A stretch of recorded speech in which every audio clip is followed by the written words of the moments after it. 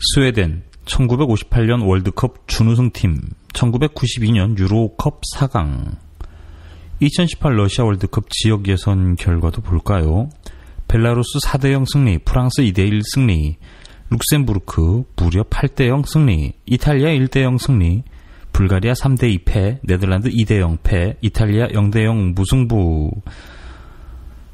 1948년 하계올림픽 스웨덴 대 대한민국 12대0 승리.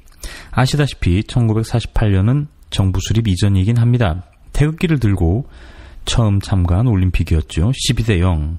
어쩐지 낯선 스코어가 아니다 했어요. 네. 설마 이길 수 있다고 생각하셨던 건 아니었겠죠. 네, 정말 잘했습니다. 페널티킥이 없었으면 0대0이었잖아요.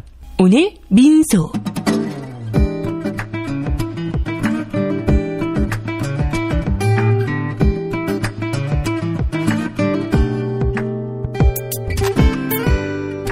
축구는 축구입니다. 너무 지나치게 입덕해서 되네 안 되네 욕하고 소리 지르고 그거 다 옛날 얘기죠.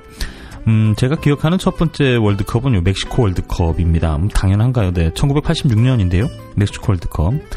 마스코트가 기억이 나요. 멕시코 하면 생각나는 게 그 우쿨렐레하고 멕시코 모자죠. 챙이 넓은 모자 말이에요.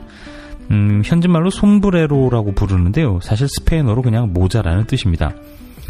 86년 멕시코 월드컵에서 마스코트가 이 솜브레로를 쓰고 나와요. 그 캐릭터가 아직도 기억이 나는데 사실 여러분들 다 아시는, 제가 아마 이거 들려드리면 곧바로 아실 거예요. 86년 멕시코 월드컵 주제가인데요. 일단 한번 들려보겠습니다. The name of the game. The name of the game.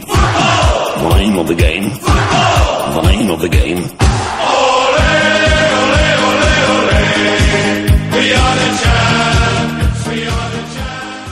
네, 이거 많이 들어보셨죠? 올레. 네, 제목이 올레예요. 네, 올레 곱하기 3, OLE 곱하기 3. 네, 뭐 축구나 스포츠 관련 부금으로 계속 쓰였으니까 다들 아실 거예요. 네, KT 그 올레 맞습니다. 86년 올림픽 월드컵이요. 네, 결과 네, 서독이 아르헨티나에게 3대2로 패합니다. 서독이요. 네, 동독서독. 독일이 통일되기 전에요. 네, 서독. 제가 1986년 월드컵을 기억하는 게 당연해요. 네, 우리나라 축구 국가대표팀이 월드컵에 처음 출전했던 게 1954년 스위스 월드컵이었는데요. 그 이후 32년 만에 네, 월드컵 본선에 진출하게 됩니다. 새벽에 일어나서 침몰하는 우리나라를 바라보는 게 근 30년이 넘었잖아요. 뭐 아직도 더 실망할 게 남았나요? 그냥 즐겁게 보시면 되잖아요. 축덕들 많으신가요? 네, 청취자 여러분들 중에 오늘 축구 얘기 좀 더 해볼까요? 이 프로그램은 방송통신심의위원회 심의 규정을 준수하지 않습니다. 다들 자유한국당 소식 기다리시는 거 압니다. 네, 네, 자유한국당. 네, 축구 얘기 시작하면 뭐 하루 종일 하잖아요. 군대3가 군대에서 축구한 얘기까지 나오면 네, 큰일 납니다. 네. 네, 조금만 더 하고 마무리 짓죠. 네. 86년 대진표를 살펴봤어요. 1986년 멕시코 월드컵이요. 네. 아르헨티나, 이탈리아, 불가리아, 대한민국.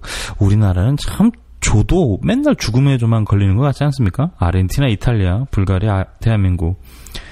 2018년 대진표. 독일, 멕시코, 스웨덴, 대한민국. 네, 어디가 더 살벌한가요? 제가 볼 때는 당연히 86년이 더 살벌합니다. 네. 마라도나와 아르헨티나. 사실 이 경기는 허정무 감독이 마라도나를 2단 옆차기로 가격하는 태권도 축구라는 명성을 얻기도 했었어요. 네, 최순호의 터닝슛이 정말 멋있었던. 네, 결과는 아르헨티나 3대1 패, 불가리아 1대1 무승부, 이탈리아 3대2 패. 그래도 무려 4골이나 넣었어요. 네, 허정무, 최순호, 박창선. 네. 최초로 월드컵에서 승점 1점을 가져온 불가리아와 1대1로 비겼다고 말씀드렸죠. 네, 그런 월드컵이었습니다. 눈높이가 좀 너무 높아진 측면도 있어요. 2002년을 거치면서요. 배는 게 없어졌다고 해야 할 정도지요. 네. 2002년 한일 월드컵 4강.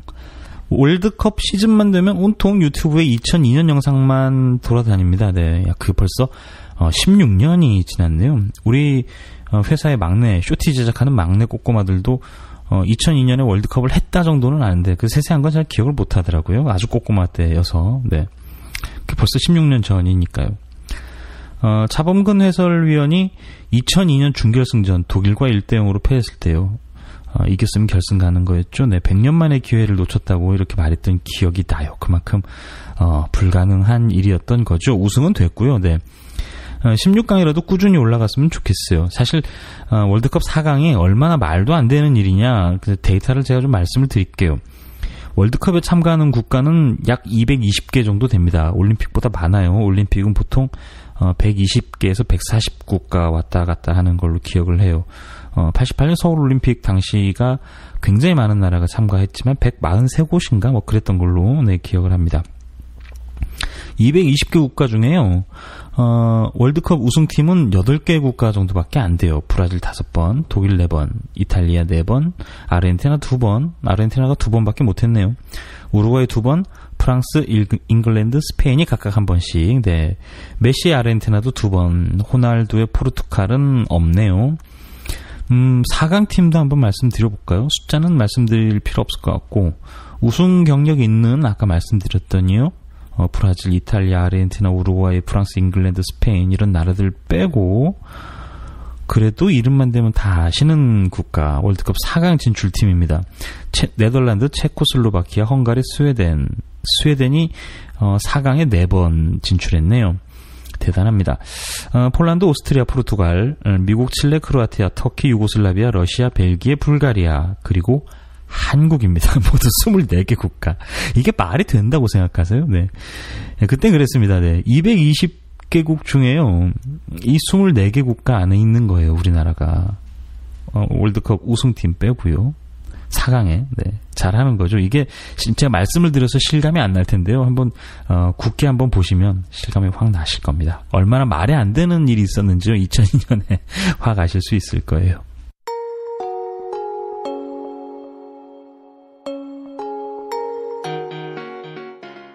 오늘 민소. 네, 어제 언론 보도를 보니까요. 네, 광화문에 20만 명이 모였다고 하던데요. 제가 볼 땐 20만 명은 조금 오바고요. 네, 어쨌든요. 네, 선전을 기원했을 텐데 조금 아쉽게 됐습니다.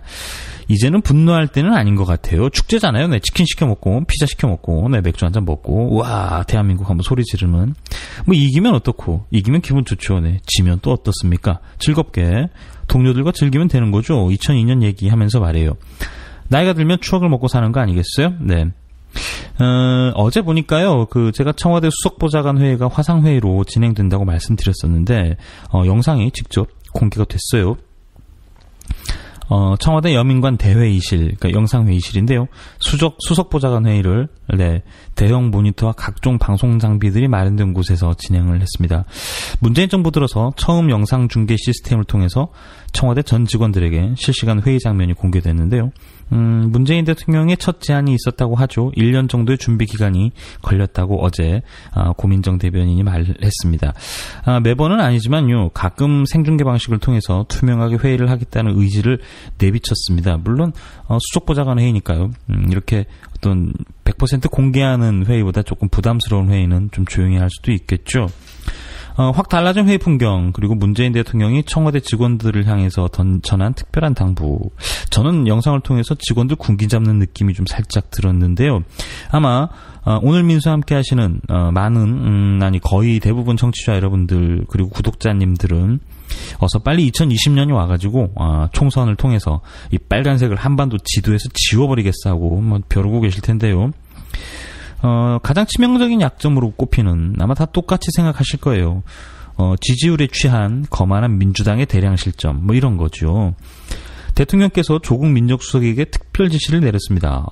적절한 타이밍에 네, 급소죠. 전국을 탈탈 털어서 감시 잘 하라고요. 내용이 좀 긴데요. 대통령의 의중이 들어가는 문제라서 편집을 할 수가 없었습니다. 내가 대통령이다라고 생각하시고요. 대통령과 함께 자유당 쓸어버리겠다. 내가 청와대 비서관이다라고 생각하시고요. 네, 대통령님의 일성 함께 하시죠. 예, 오늘 수석보좌관 회의는 우리 회의장에 참석해 있는 분들뿐만 아니라 우리 비서실 직원 모두가 책상에서 업무 관리 시스템을 통해서 모니터로 이렇게 볼 수 있게 했습니다. 우리 청와대 직원들이 문서를 통해서 수보회의 결과를 보는 것이 아니라 수보회의의 논의 내용을 직접 보면서 공유할 수 있게 되는 그런 이제 시스템이 되기를 한편으로 좀 바라해왔는데 또 그러나 또 다른 한편으로는 민감한 그런 의안도 있고 또 미리 알려지면 좀 곤란한 그런 내용들도 있어서 그동안 실행을 못 해왔습니다. 오늘 회의 결과를 이렇게 좀 놓고 검토하면서 앞으로 이제 이런 방안들을 더 확대해 나갈는지 나갈 수 있을지 하는 것을 좀 검토를 해 주시기 바랍니다. 오늘은 어쨌든 우리 청와대 비서실 직원들이 다 함께 이렇게 회의를 볼 수 있게 되었기 때문에 제가 우리 비서실 직원들께 특별히 좀 당부드리는 그런 말씀을 드리고 싶습니다. 지난번 지방선거에서 여당이 아주 압도적인 그런 승리를 거두었고 또 우리 국정에 대해서 국민들로부터 높은 지지를 받았습니다. 아주 기쁜 일입니다. 한편으로 아주 어깨가 무거워지는 그런 일이기도 합니다. 그러나 갚아야 할 외상값이 많다 하더라도 우선은 기뻐해도 된다고 그렇게 생각합니다. 저는 개인적으로 이게 압도적인 승리다, 또 높은 지지를 받았다라는 것 이상으로 이번 선거 결과에 아주 깊은 감회를 가지고 있습니다. 이번 선거를 통해서 지역으로 국민을 나누는 그런 지역주의 정치, 그리고 또 색깔론으로 국민을 편가르는 그런 분열의 정치는 이제 끝나게 되었다고 생각합니다. 그리고 그런 지역주의 정치, 또 분열의 정치 구조 속에서 어떤 정치적 기득권을 지켜나가는 그런 정치도 이제는 더 이상 계속될 수 없게 되었다고 그렇게 생각합니다. 저로서는 제가 정치에 참여한 가장 중요한 이유 중에 하나, 가장 중요한 목표 중에 하나를 이룬 셈입니다. 뿐만 아니라 노무현 대통령 때부터 정말 꿈꿔왔던 그런 일이고 3당 합당 이후 한 30년 가까운 세월 동안 정말 많은 사람들이 고통받고 눈물을 흘리면서 노력한 그런 결과라고 생각합니다. 이 다른 지역에서 정치하는 분들은 조금 실감이 좀 덜을는지는 모르겠지만 나는 그런 아까 지역주의 정치 구조, 그 다음에 또 색깔론에 의존하는 이런 분열의 정치에서 벗어나야 우리 정치가 진정으로 발전할 수 있다고 그렇게 믿었습니다. 이번에 아주 높은 투표 참여와 정말 성숙한 주권자 의식으로 새로운 정치를 만들어주신 우리 국민들께 다시 한번 감사 말씀을 드리고 싶습니다. 그리고 그런 또 좋은 결과를 얻게 된 것은 또 전적으로 우리 청와대 비서실 모두와 그 다음에 또 내각이 아주 잘해준 덕분이라고 이렇게 말씀을 드리고 싶습니다. 일부에서는 대통령의 지지율이 높은 덕분이다, 또는 대통령의 개인기가 그런 결과를 만들어냈다, 그렇게 말씀하시는 분도 있지만 그건 정말 온당치 못한 그런 이야기입니다. 대통령이 혼자서 잘할 수가 없는 것입니다. 대통령이 뭔가 좀 잘했다면, 그리고 좀 잘한 것으로 평가받았다면 그것은 함께한 우리 청와대 비서실이 아주 잘했다는 뜻이고, 또 함께한 우리 문재인 정부의 내각이 잘했다는 뜻입니다. 물론 부분적으로는 청와대 비서실 내에서도 부족한 부분이 많이 있을 수 있습니다. 내각에서도 부처별로는 부족한 부분들이 얼마든지 있을 수 있습니다. 그러나 전체적으로 볼 때 하나의 팀으로서 우리 청와대 비서실, 또 하나의 팀으로서 우리의 문재인 정부의 내각, 정말 잘해줬다고 생각합니다. 그리고 또 내각과 또 청와대 비서실 간에도 하나의 팀으로서 아주 잘 이렇게 해주셨다고 봅니다. 그래서 오늘 우리 임종석 실장, 또 우리 장하선 실장님, 또 우리 정의용 실장님 비롯한 우리 비서실 직원 모두에게 다시 한번 특별한 감사를 드립니다. 그리고 이낙연 총리님을 비롯한 우리 내각에 대해서도 이 자리를 빌어서 감사 인사를 전하고 싶습니다. 제가 이낙연 총리님에 대해서는 이렇게 표현한 적이 있습니다. 국회에서 총리 추천제, 국회에서 총리를 추천하는 그런 제도를 이제 주장을 할 때 제가 그렇게 된다면 이낙연 총리님 같은 좋은 분을 과연 총리로 모실 수 있을 것인가. 그런 총리 추천 제도를 통해서 협치를 좀 이렇게 잘 하자라는 뜻은 충분히 알 수 있습니다. 아마 우리 정치 문화가 성숙한 그런 이렇게 문화를 갖추고 있다면 아마도 협치를 잘 할 수 있는 이상적인 제도가 될 수 있을지 모르겠습니다. 그러나 이제 지금 같은 우리 국회 상황에서는 이낙연 총리님 같은 그런 좋은 분을 모시기가 힘들 것이다. 그런 뜻이었습니다. 어쨌든 우리 부처도 이낙연 총리님 비롯해서 정말 이렇게 잘해 주셨습니다. 개개인별로도 다 잘해 줄 뿐만 아니라 전체적으로 하나의 협업이라는 면에서도 아주 잘해 주셨다고 생각합니다. 자, 그래서 우리 청와대 비서실에서도 지난번 선거 결과에 대해서는 정말 자부심을 가지고 이렇게 아주 기뻐해도 된다고 생각합니다. 그러나 그것은 오늘까지, 오늘 이 순간까지입니다. 지난번에 우리가 받았던 높은 그 지지는 한편으로는 굉장히 두려운 일입니다.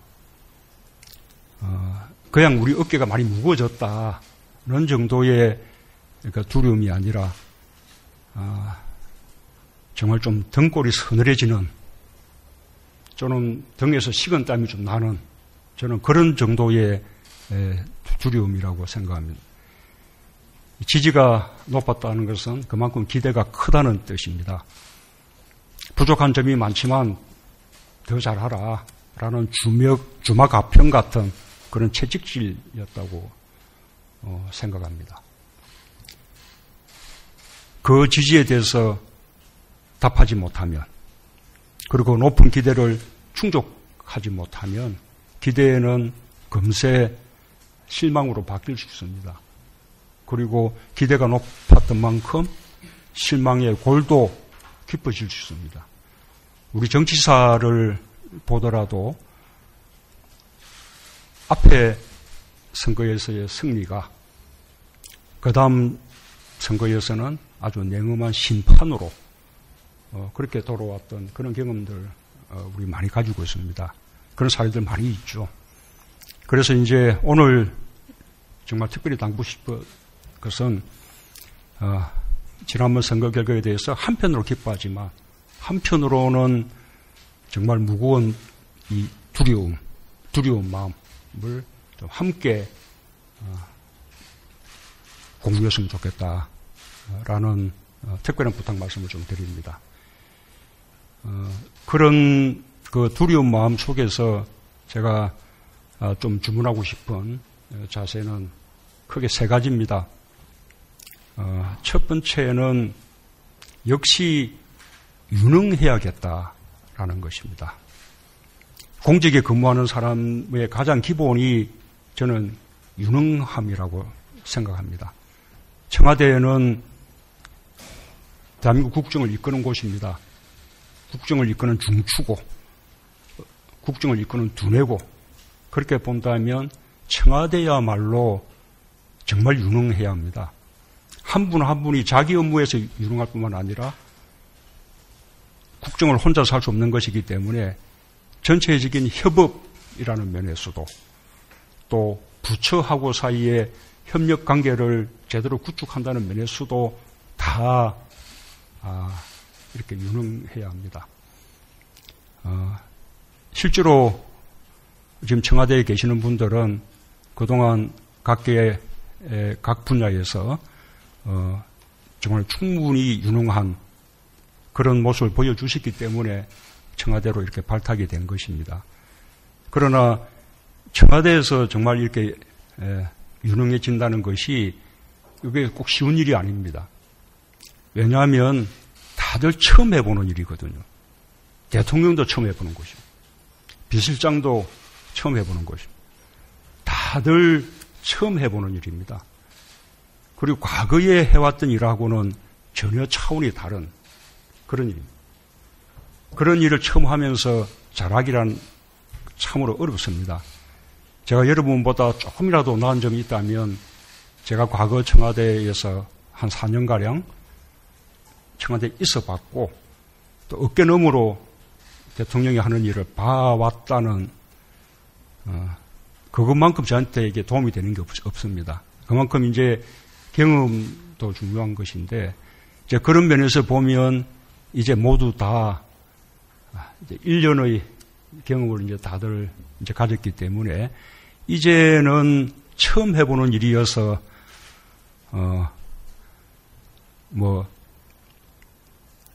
이렇게 좀 서툴 수 있다라는 이제 핑계가 더 이상 이제 통하지 않습니다. 지금부터는 정말로 유능함을 이제 보여주셔야 됩니다. 개인적으로도 하나의 팀으로서 어떤 협업이란 면에서도 대통령에게 유능함을 보여주는 것이 아니라 국민들에게 그 유능함을 보여줘야 된다. 그 자세를 꼭 좀 이렇게 명심을 해 주시기 바라고요. 두 번째로는 우리가 늘 강조하다시피 역시 이제 도덕성입니다. 우리가 다 여소야대 아닙니까? 우리가 정치 세력이란 면에서는 우리는 결코 다수의 세력을 갖고 있지 못합니다. 그런 가운데 우리가 국정을 제대로 이끌어 나갈 수 있는 힘은 국민들의 지지밖에 없는 것이고 또 국민들의 지지를 받기 위해서 우리에게 꼭 필요한 것은 높은 도덕성입니다. 우리는 상대적으로 이런 높은 도덕성을 가지고 있다고 저는 생각합니다. 기본적으로 도덕적 가치를 더 이렇게 높게 이렇게 좀 존중하는 그런 DNA를 우리가 가지고 있다고 생각합니다. 그러나 그런 만큼 또 국민들이 우리에게 그런 기대는 또 더 높습니다.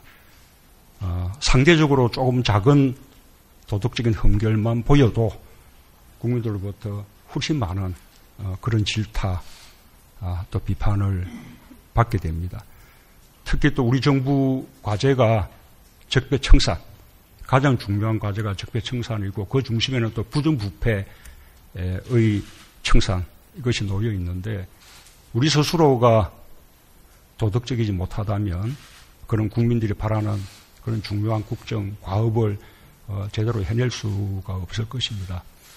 역시 윗물이 맑아야 이제 아랫물도 맑다. 우리가 결코 잊어서는 안 되겠습니다. 이것을 왜 이제 강조하는가 하면 지난 1년간 정말 잘해 주셨습니다. 그런 면에서 보면 어떤 도덕성 이런 면에서 지금 청와대에는 거의 한 건의 사고도 없었다고 우리가 자부할 수 있습니다. 그러나 이제 역대 정부를 보더라도 2년차, 3년차 이렇게 접어들면 그런 도덕성이라는 면에서도 늘 이렇게 사고들이 생기곤 했습니다. 그만큼 익숙해지면서 마음이 이제 해이해지기도 하고 또 초심도 잃게 되고 그런 것이죠. 우리가 이제 2년차 맞이해서도 결코 초심을 잃지 않겠다. 이 도덕성이라는 면에서도 한 번 더 자세를 가다듬어야겠다. 이런 결의들을 함께 가져주시기 바랍니다. 그리고 세 번째로 제가 이제 강조해서 말씀드리고 싶은 것은 태도입니다. 태도. 제가 세 번째로 말씀드리기 때문에 세 번째로 중요하다 이런 뜻이 아닙니다. 어떻게 보면 저는 우리나라 정치와 우리나라 공직에서 지금 이 시대에 가장 중요한 것은 저는 태도가 아닐까 그렇게 생각합니다. 국민을 대하는 태도, 다른 사람의 말을 듣는 태도, 다른 사람에게 말을 하는 태도, 사용하는 언어, 표현 방법, 이런 태도들이 나는 무엇보다 중요하다고 생각합니다. 결코 형식이 아닙니다. 이 태도는 저는 거의 본질이라고 생각합니다. 왜 이게 본질인가 하면 국민들을 모셔야 하고 국민들을 모시는 그 존재가 정치인들이고 공직자라면 그런 모시는 그런 어떤 본질이 태도에서 표현되는 것입니다. 그런 면에서 보면 우리 그 정치와 공직이 국민들의 어떤 기대나 눈높이하고는 가장 동떨어진 그런 부분이 아닌가 싶습니다. 오히려 정치나 공직의 경력이 오래될수록 또는 높은 지위에 있을수록 이런 태도에서 국민들이 기대하고 어긋나는 그런 부분들이 더더욱 많아지는 것이 실정 같습니다. 그래서 국민들이 볼 때는 정치 세계나 공직 세계는 마치 사용하는 언어도 다르고 하는 행동 방식도 다르고 사고 방식도 다르고 뭔가 국민들하고는 다른 별세계 같이 그렇게 느껴질 정도입니다. 제가 바깥에서 정치를 보던 눈도 그랬습니다. 그래서 이제는 정말로 이렇게 국민을 모시는 공직자라면 정말로 국민을 받드는 그리고 겸손한 그런 태도를 반드시 갖춰야 된다고 봅니다. 특히 청와대는 국민들이 보기에는 가장 높은 곳에 있습니다. 가장 높은 곳에 있는 공직자들이 우리 다 여러분들입니다. 아마 우리 청와대에서 근무하는 직원들은 실감하지 못할 수 있습니다. 오면 뭐 위에 상급자들이 질비하게 있고 더 일찍 출근하게 되고 더 늦게 퇴근하고 주말에도 일하고 스트레스 많고 그래서 어디보다 노동 강도가 더 강한 그런 직장처럼 여겨질 수 있겠지만 국민들이 보기에는 청와대는 까마득히 높은 거죠. 뭐 우리 실장님들이나 수석 뭐 비서관뿐만 아니라 그냥 행정요원들도 국민들이 볼 때는 정말로 높은 곳에 있는 그런 사람들. 한 분 한 분이 다 청와대를 대표하고 말하자면 저를 대신하는 비서 역할을 하는 것입니다. 누군가 행정요원이 전화를 받더라도 그 전화는 저를 대신해서 받는 거죠. 친절하게 대응하면 친절한 청와대가 되는 것이고 조금이라도 이렇게 친절하지 못하게 그렇게 전화를 받으면 아주 고압적인 청와대, 권위적인 청와대가 되는 것입니다. 이런 그 태도 면에서도 우리가 좀 각별히 그 관심을 가지고 노력을 해야겠다. 그런 당부 말씀을 드립니다. 아마 오늘 민정수석이 뭐 이렇게 또 안건 보고도 할 텐데요. 우리 민정수석실에서 악역도 맡아주셔야 할 것 같습니다. 자, 우리 결론을 말하자면 이번 선거 결과에 자만하지 말고 안주하지 말고 새로운 각오로 정말 국민의 기대에 맞게 잘하고 그 다음에 유능함으로 성과를 보여드리자 하는 말씀을 드렸습니다. 이상입니다.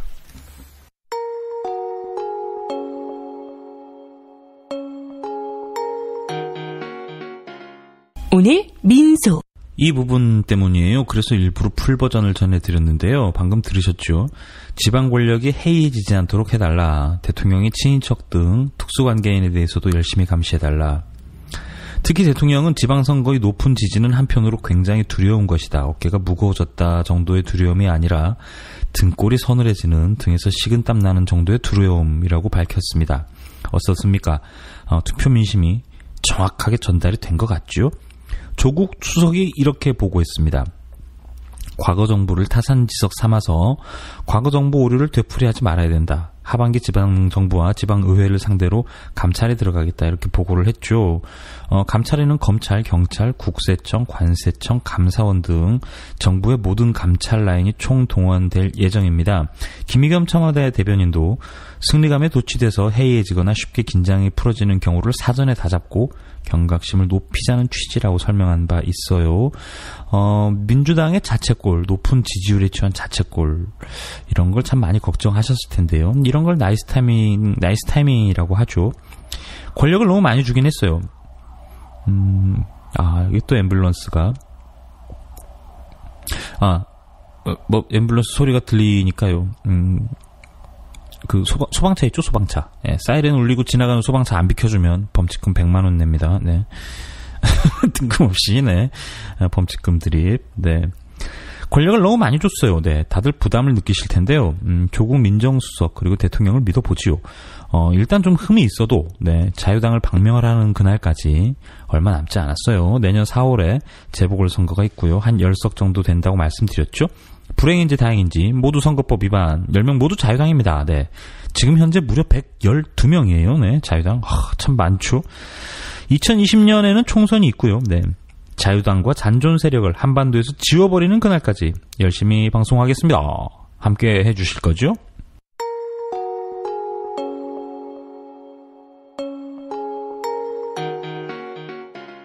오늘 민소. 어제 남북체육회담이 있었어요. 오는 7월 4일 평양에서 남북 통일 농구 경기를 개최하기로 합의했습니다. 가을에는 서울에서 개최하기로 했고요. 2018년 아시안게임과 개막식, 폐막식 동시 입장을 한다고 합니다. 네. 자카르타니까요. 인도네시아죠. 전충렬 대한체육회 사무총장입니다.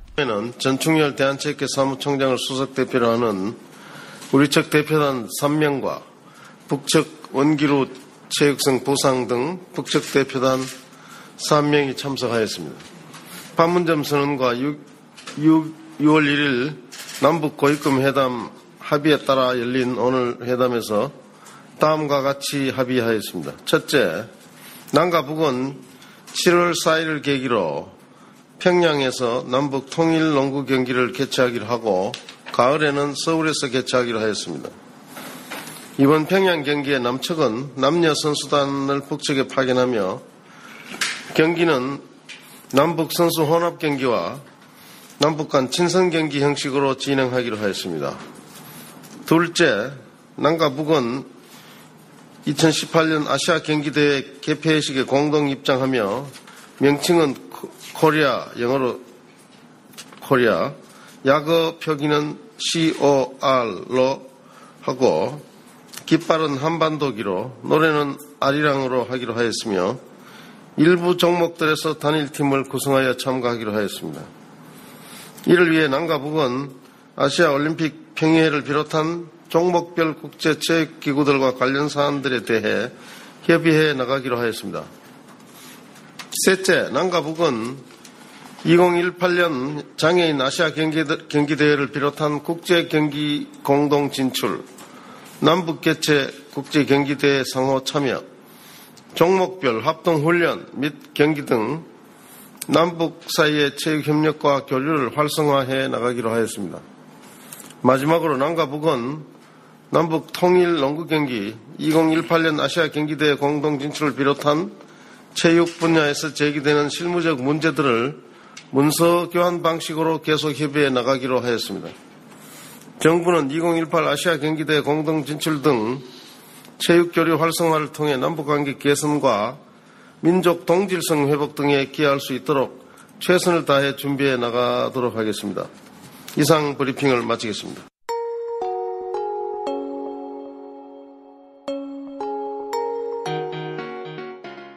오늘 민소.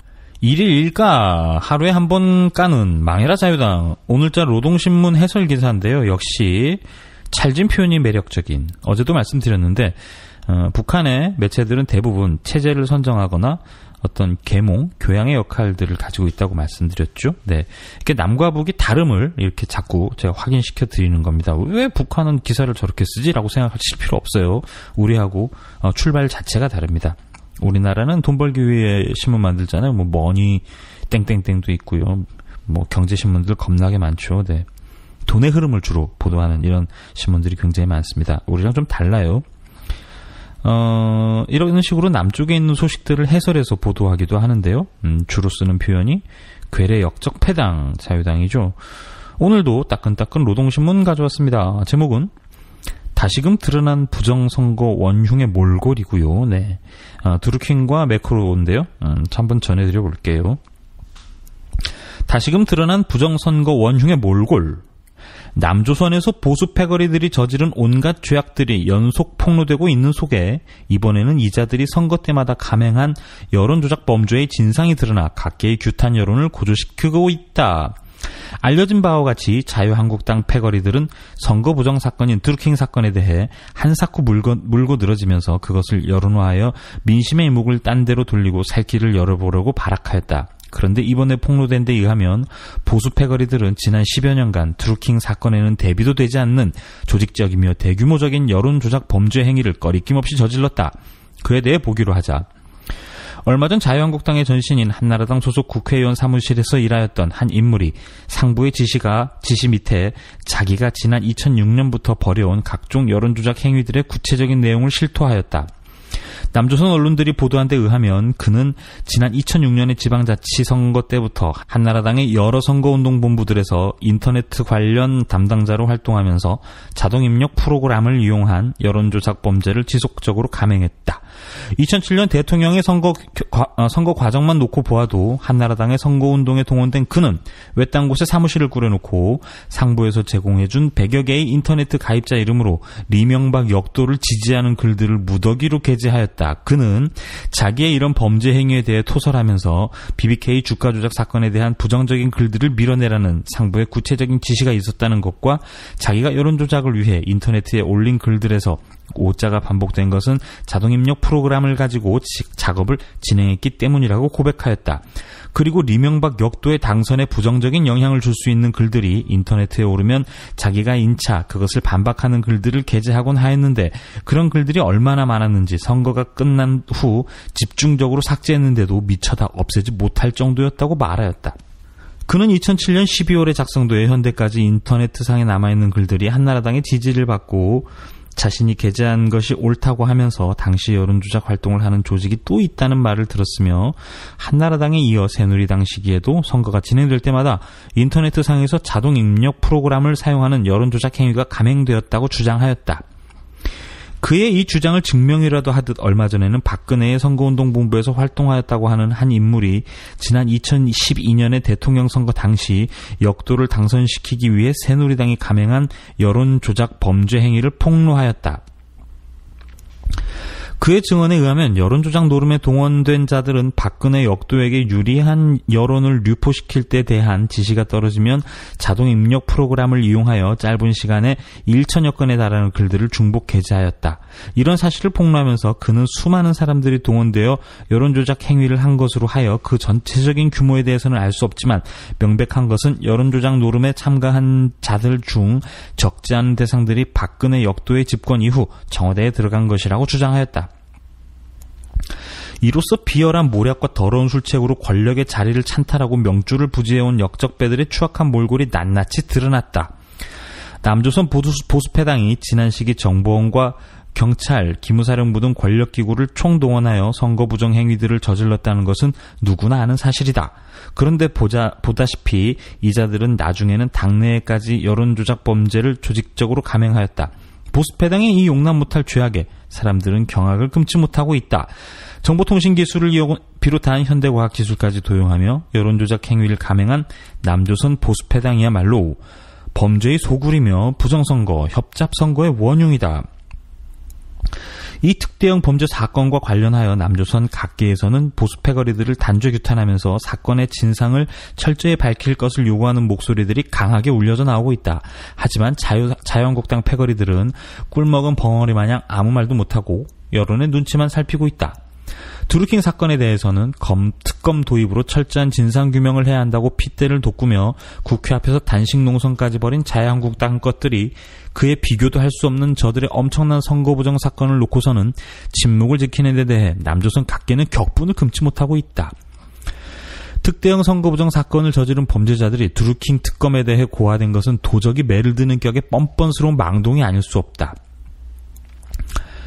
지금 남조선의 각계는 보수 패거리들이 감행하여 온 여론조작 행위는 민주주의를 유린한 특대형 범죄라고 하면서 사건의 일부 개별 적성원들에 의해서가 아니라 반역당이 직접 나서서 치밀하고 계획하고 실행한 조직적인 범죄인 만큼 그 진상을 철저히 규명하고 책임자를 엄벌에 처해야 한다고 주장하고 있다. 더불어민주당은 한 개인이 저지른 드루킹 사건에 대해 자유한국당이 단식까지 하면서 특검을 요구했는데 저들의 조직적인 불법 여론조작 행위에 대해서는 왜 침묵하는가고 목소리를 높였다. 이런 속에 더불어민주당은 자유한국당의 여론조직 행위에 대한 고발장을 검찰 당국에 제출하였다. 지금 남조선 언론은 이 사건의 공소시효가 얼마 남지 않은 조건에서 검찰의 신속한 수사가 필요하다고 평하고 있다. 권모술수로 권력욕을 채우고 온갖 부정협착 행위로 민심을 기만우롱하며 반역 정권을 유지해온 남조선 보수 패당의 더러운 정체는 절대로 가릴 수 없다. 죄는 지은 대로 가기 마련이다. 남조선 인민들의 들출수록 썩은 내만 풍기는 부정부패당, 범죄의 소굴인 자유한국당을 단호히 청산해버리고 말 것이다. 본사 기자 리성호, 리성호 기자님. 이분 이름 기억해뒀다가요, 북에 가면 꼭 찾아보겠습니다. 리성호 기자님, 고맙습니다. 앞에 전해드린 건 노동신문 기사고요. 비슷한 영상물도 있는데요. 한번 전해드려 보겠습니다. 아나운서 이름은 적혀있진 않네요. 역도 자꾸 하는데, 그러니까 역도로 검색을 해야 되나요? 역도가 무슨 뜻일까요, 이게? 이게 예전에는 썼던 말인데, 그죠? 예전에는 썼었는데, 역도,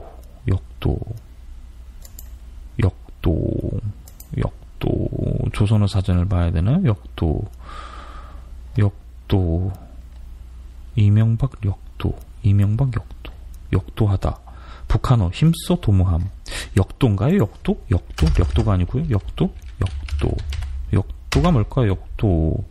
역도 같네요. 네. 거꾸로 뒤집어 놓으면, 역적의 물입니다. 역적의 물이. 예, 역도. 한자 말이라서요. 네. 역적의 무리가 맞겠네요. 네. 거꾸로 뒤집어 놓는다는 뜻도 있는데요. 명사로. 네. 역도. 예, 역적의 무리. 예, 역적무리가 맞는 것 같습니다. 네. 예문. 그는 역도에게 협력했다 하여 차명을 당했다. 네. 역도. 옛날에는 좀 썼던 말인 것 같은데 요즘은 좀 우리는 잘 안 쓰는 표현이죠. 네. 조선의 아나운서가 자유당을 까는 영상 함께 하시죠. 남조선 언론 보도에 의하면 자유한국당의 존신인 한나라당과 새누리당이 지난 시기 지방자치제 선거와 대통령 선거를 비롯한 각종 선거 때마다 자동 입력 프로그램을 이용하여 여론을 조작한 사실이 새롭게 폭로된 것과 관련해서 각계층 인민들 속에서 비난의 목소리가 날로 높아가고 있다고 합니다. 남조선의 온화한 대학 교수는 관련자들의 증언들을 놓고 보아도 이와 같은 불법 행위가 새누리당과 한나라당의 상층에서 조직적으로 이루어졌다는 것을 알 수 있다. 또한 2007년 대선 이후 모든 선거들에서 보수 세력들은 불법 여론 조작을 밥 먹듯 해왔다고 하면서 경찰과 검찰의 조사가 시급한 상황이라고 지적했습니다. 남조선의 각계층 인민들도 공당의 선거 유린 행위가 최소 12년 동안 계속되어 왔다면 참으로 충격적이다. 당시 한나라당과 새누리당이 집권 여당이었다. 이야말로 자유한국당이 리명박근혜와 한석통이라는 생생한 증거이다.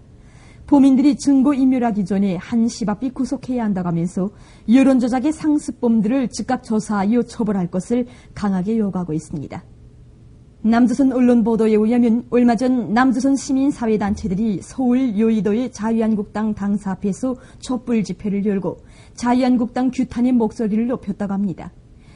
이날 집회 참가자들은 행사 장소에 민심 앞에 장사 없다, 자유한국당 투항하라라는 구호가 새겨진 대형 현수막을 설치하고 자유한국당 해체를 강하게 요구했습니다. 발언에 나선 참가자들은 바퀴벌레 박멸하는 회사라도 하나 만들어 다시 일어서지 못하도록 힘을 모아 완전 박멸에 나서자고 주장했습니다. 한유성은 발언장에 좁혀 쓸어버리자라는 정의가 붙은 빗자루를 들고 나와 자유한국당과 같은 보수 좁혀 세력들을 쓸어버려야 이 세상이 깨끗해진다고 말했습니다. 발언자들은 보수 좁혀 세력들이 있는 한 이 땅의 평화와 통일은 수많은 난관 앞에 가로놓이게 된다고 하면서 남북 화해와 한반도 평화에 욕행하는 욕족당을 완전히 매장해버려야 한다고 지적했습니다. 이날 촛불 집회 참가자들은 자유한국당 완전 박멸하자, 자유한국당 해체하라, 바퀴벌레들을 박멸하자 등의 구호들을 외치면서 밤늦도록 투쟁의 도수를 높였습니다.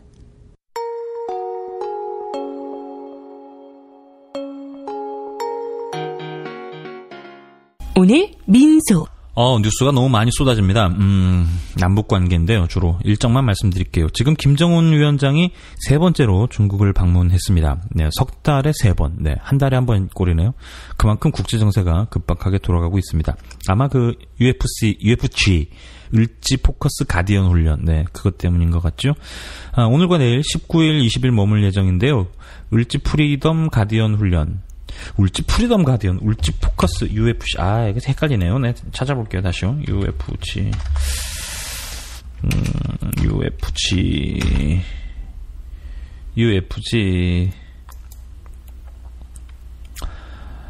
한미 8월 UFC 연합훈련 중단 결정, 걸프전 이후 28년 만, 을지 프리덤 가디언네요. 옛날에 을지 포커스 렌즈 훈련이라고 그랬었거든요. 그래서 자꾸 흔들립니다. 네. 을지 프리덤 가디언요. UFC, 을지 프리덤, 네.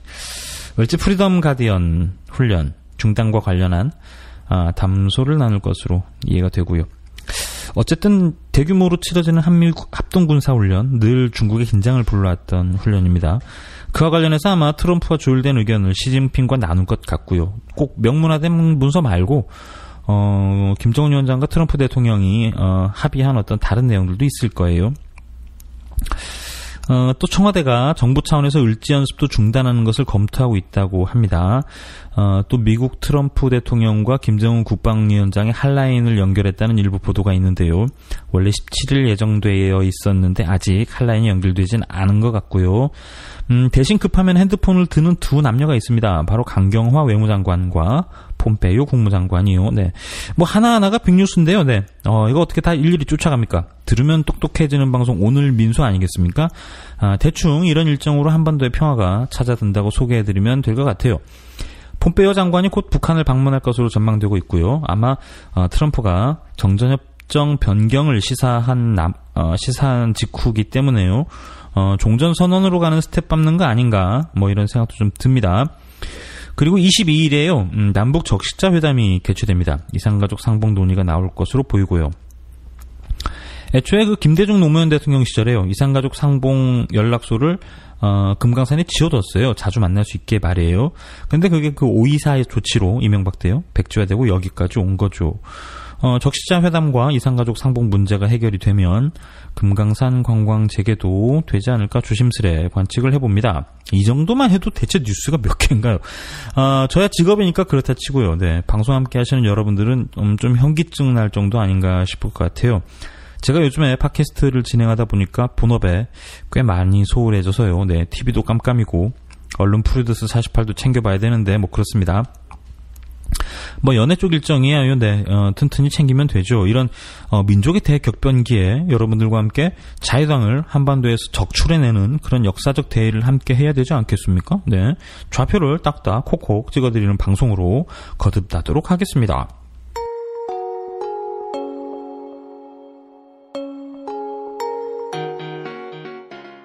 오늘 민소. 오늘 민수와 함께하고 계십니다. 이 방송은요, 매주 월요일부터 금요일 오후 6시 무렵에 업데이트가 되고요. 팟빵에서 대충 200분 정도, 그리고 유튜브에서 한 3,000분 정도 함께하고 계십니다. 다들 자유당을 까면 좋아라 하시더라고요. 자유당 일정을 계속 팔로우하고 있는데요. 오늘은 뭐 엑기스가 특별히 없네요. 네. 뭐 하나 생길 때마다 자유당을 도마 위에 올려놓고 차근차근 씹어 삼키도록 하겠습니다. 구독, 좋아요 눌러주시고요. 팟빵도 구독, 좋아요, 구독 눌러주세요. 네. 오늘쯤이면 60분이 넘지 않았을까 싶은데요. 뭐냐, 이거 뭐지? 네, 줄었네요. 네. 어제 59분이었는데요. 한 분 줄었어요. 58분입니다. 언팔하셨네요. 네. 네. 구독 부탁드릴게요. 네. 팟빵, 유튜브 댓글 전부 다 보고 있습니다. 아무데나 의견 주시면요. 방송 제작하는데 참고하도록 하겠습니다. 어제 유튜브에요. 눈꽃변태님이 비아냥거리는 방송 좋네요. 이런 거 원함. 신보라 미친 X. 네. 토미니님께서요. 쇼한다. 총선까지 하루하루 줄어들고 있다. 프로탐색러 자한당 모두 국회의원직 사퇴하고 보궐선거에서 당선되면 인정해주는 걸로 합시다. 네. 그럴 리가 없죠. 아이디가 권영국쌤 같아요. 네. 어쩌면 반성하는 척 주둥아리들은 그리 잘 놀리는지. 좌무새 홍갱이 알면서 그랬던 놈들이 무슨 놈의 크크. 아직 멀었어. 총선 기다려. 네. 이분은 우리 애청자님이신데요. 뭐라고 읽나요? JJ입니까? JAYHJH. 네. 북한 언론 칭찬하고 싶어요. 오늘도 핵사이다. 등등 의견 주셨어요. 고맙습니다. 쇼티 오늘도 월드컵 갑니다. 러시아 월드컵. 한국은 왜 죽음의 조가 된 거야? 물음표입니다. 추갈못을 위한 월드컵 TMI 두 번째 시간 쇼티 시작합니다.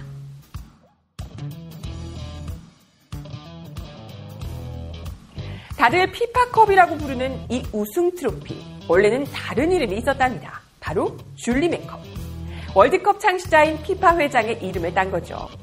1970년 브라질이 3회 우승을 기록하면서 이 줄리메컵을 영구 보관하기로 합니다.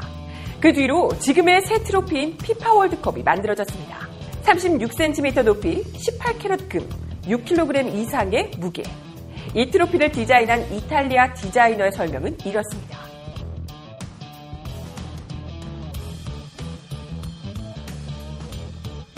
여기서 잠깐.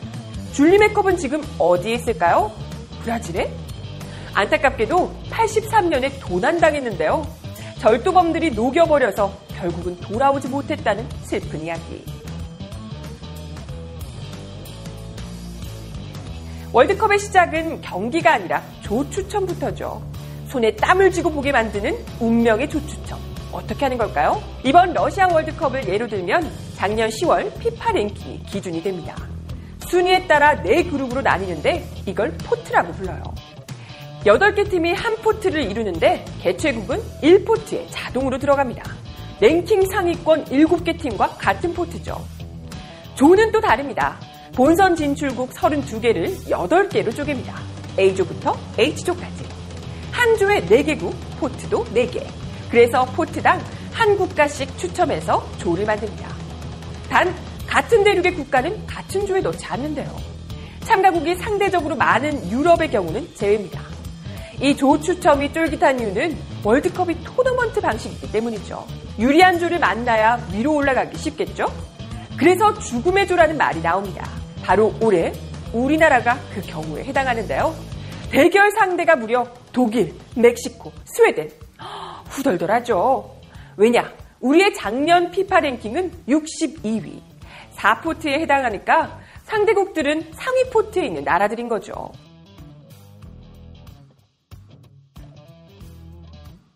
러시아 월드컵에 대한 깨알 정보도 알아보죠.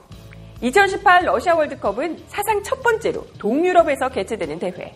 그간 개최국 중에 가장 큰 나라이며 가장 추운 나라로 기록될 전망이라네요. 귀여운 늑대의 모습을 하고 있는 공식 마스코트 이름은 자비바카. 러시아어로 득점자를 의미한다네요. 이번 월드컵 출전 선수 중 신기한 기록을 가진 선수들을 알아볼까요? 가장 몸무게가 많이 나가는 파나마의 99kg 선수. 가장 키가 큰 크로아티아 201cm 선수. 가장 나이가 많은 이집트 45세 노익자의 선수. 반대로 가장 어린 선수는 호주의 19세 선수라고 합니다. 월드컵과 관련한 별별 TMI는 여기까지입니다. 모두들 즐길 준비 다 되셨죠? 발칙한 뉴스도 전해드릴게요. 자유당. 자유한국당이 지난주 금요일엔 국회 본관에서 무릎을 꿇고 저희가 잘못했습니다 라며 사죄쇼를 하시더니 오늘은 중앙당 해체를 선언하셨답니다. 당직자들 전원 사퇴하고 혁신을 하겠다는 건데 전혀 기대가 안 되는 건 저뿐인가요? 국민이 주신 마지막 기회로 여기고 다시 태어나겠다 그러셨다죠? 오해세요. 우리 국민들 기회 다시 준 적 절대 없거든요. 그냥 정치판을 떠나시란 얘기였는데 여전히 분위기 파악이 안 되시는 거죠. 그리고 뭐 일만 터지면 다시 태어나겠다고 맨날 그러시는데 그 말 할 때마다 진짜 다시 태어났으면 다들 인생 10회차쯤 되셨겠어요. 그런데 그렇게 반복하고도 깨달은 게 1도 없었단 얘기고요. 정말 그 사죄와 반성이 진심이라면 당내 직함 같은 거 말고 국회의원직 전원 내려놓으시고 다음 총선까지 2년 동안 백의종군 해보시든가. 그럼 인정? 이 망해가는 자유당, 자유한국당 당대표 권한대행이시며 자유한국당 원내대표이시며 자유한국당 중앙당 청산위원회 위원장이신 혼수 김성태 의원님께서 다음과 같이 말씀하셨습니다. 어제죠. 18일이요. 지금 이 순간부터 곧바로 중앙당 해체 작업에 돌입하겠다. 당장 중앙당 청산위원회를 꾸리고 내가 직접 위원장을 맡아 청산 작업을 주도하겠다.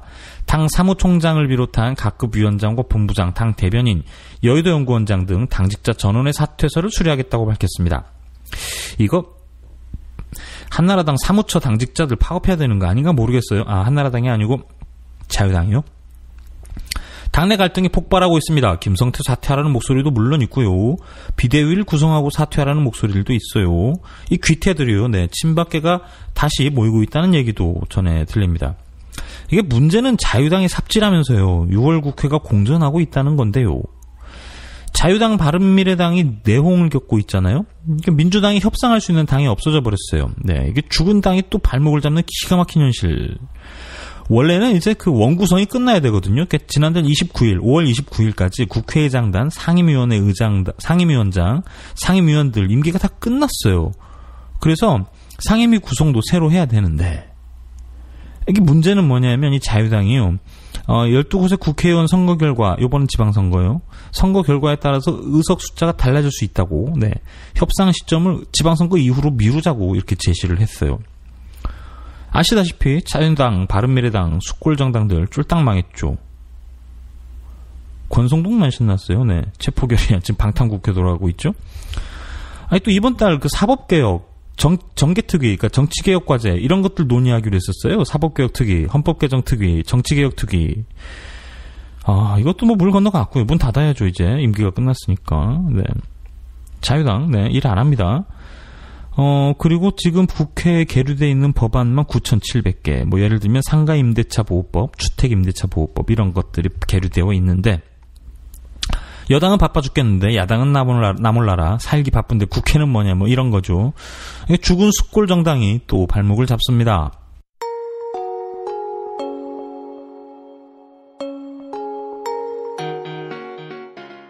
오늘 민소 장마 전선이 올라오고 있어요. 제주도는 비가 내리고 있고요. 제주, 광주, 전주, 대전, 안동, 청주까지 비가 주룩주룩 내리고 있습니다. 당분간 중부지방은 꽤나 덥겠네요. 대통령이 수석보좌관 회의를 화상으로 진행하니까요. 또 이낙연 국무총리가 곧바로 중요한 정책이나 결과는 장관들이 언론에 직접 브리핑하라고 주문했네요. 낮은 자세 좋습니다. 아까 들으셨겠지만 대통령이 청와대 참모진들이 가져야 될 자세, 유능함, 도덕성, 겸손한 태도 이거 세 가지를 주문을 했죠. 이 총리도 속전속결입니다. 이게 나라죠. 장관들이 자꾸 대중 앞에 나와야 돼요. 그래서 낮은 자세를 보여줘야 겸손함이 보이지 않겠습니까? 이게 공직자가 백성들을 대하는 태도죠. 이게 나라죠. 박근혜 때는 장관이 누군지 기억도 잘 안 나요. 이제 장관들을 매체에서 볼 수 있을 것 같습니다. 오늘 민소는 여기까지 할게요. 저는 연예팀 현석훈 기자였고요. 내일 뵐게요. 고맙습니다.